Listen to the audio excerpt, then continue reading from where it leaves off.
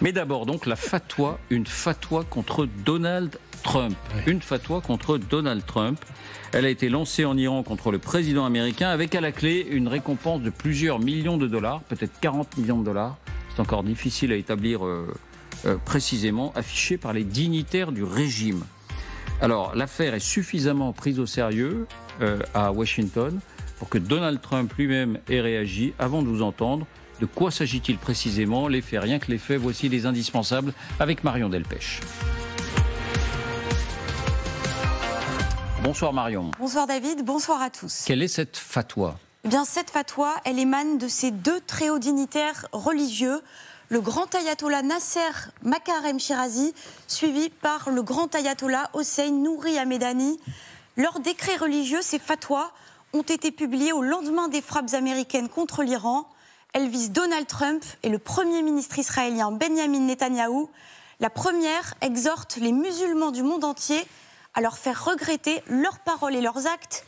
La seconde confirme ce message et déclare que toute personne menaçant Khamenei doit automatiquement être visée par une réponse dure et écrasante. Toutes deux répondent aussi, selon les deux hauts dignitaires, à l'élimination du général iranien Qassem Soleimani. Ces fatwas ont ensuite été relayés par un grand nombre de dignitaires religieux, et notamment par cet homme, l'ayatollah Ahmed Khatami. Écoutez-le. شرعی ترامپ و نتانیاهو دوتاییشون مجازاتشون اعدامه.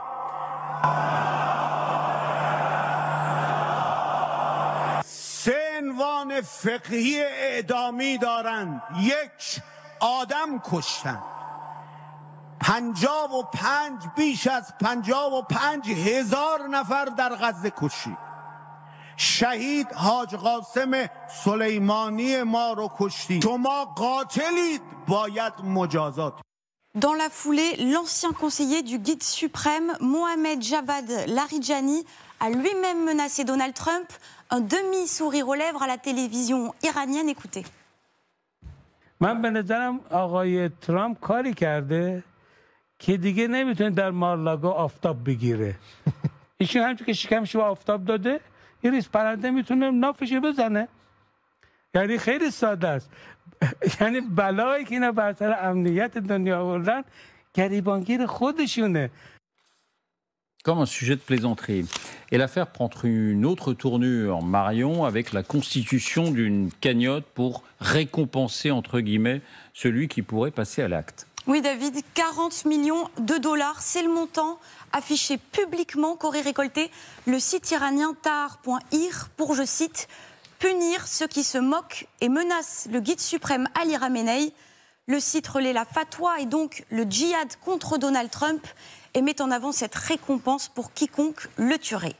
En lettres majuscules, il est aussi écrit « Cette campagne ne finance pas le terrorisme, elle finance la lutte contre le terrorisme des États-Unis ». Le site annonce 13 000 donateurs et il se nomme lui-même le Pacte du sang. Il s'agit, selon l'agence de presse iranienne Fars, d'un nouveau mouvement iranien affilié au corps des gardiens de la Révolution. On y trouve par exemple des responsables du régime, des membres de l'Assemblée des experts, des dignitaires religieux ou encore des prédicateurs. Autant de soutien de la fatwa. Disons-le clairement, il nous a été impossible de vérifier et le montant de cette cagnotte et le nombre de donateurs. L'affaire ne fait pas rire aux États-Unis où Donald Trump a été invité à réagir. Le président américain, hier sur Fox News, répond lorsque le journaliste lui demande à quand remonte son dernier bain de soleil, allusion à Larijani, et s'il pense qu'il s'agit d'une réelle menace. Écoutez. It's been a long time. It's been a long time. I don't know. Maybe I was around 7 or so. I'm not too big into it. Yeah, I guess it's a threat. I'm not sure it's a threat, actually, but perhaps it is. Merci Marion. Voilà, prise au sérieux, avec quand même là aussi un peu de dérision. Isabelle, est-ce qu'il faut prendre ça au sérieux ? Écoutez, oui, parce que contrairement à Donald Trump, dont les propos, si excessifs soient-ils, sont en général contredits d'une semaine à l'autre, et c'est un président qui change régulièrement d'avis sur toutes les choses. Quand on parle d'une fatwa du haut clergé iranien, ça dure toute la vie.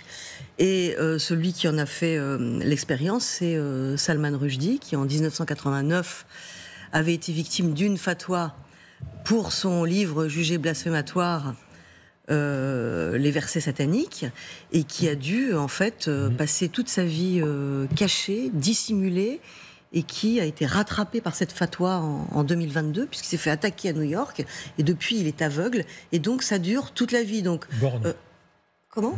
Borgne, pardon. Aveugle d'un œil. Et donc, en fait, c'est une fatwa qui pourrait aussi, en théorie, poursuivre Donald Trump, même quand il ne sera plus président. Donc oui, il faut vraiment le prendre au sérieux. Il y a plein de choses aussi qu'il faut prendre au sérieux. Ça veut dire aussi que en fait, l'espoir de Donald Trump de fermer la parenthèse guerrière contre les installations nucléaires en relançant les négociations avec l'Iran paraît pour le coup extrêmement mal engagé.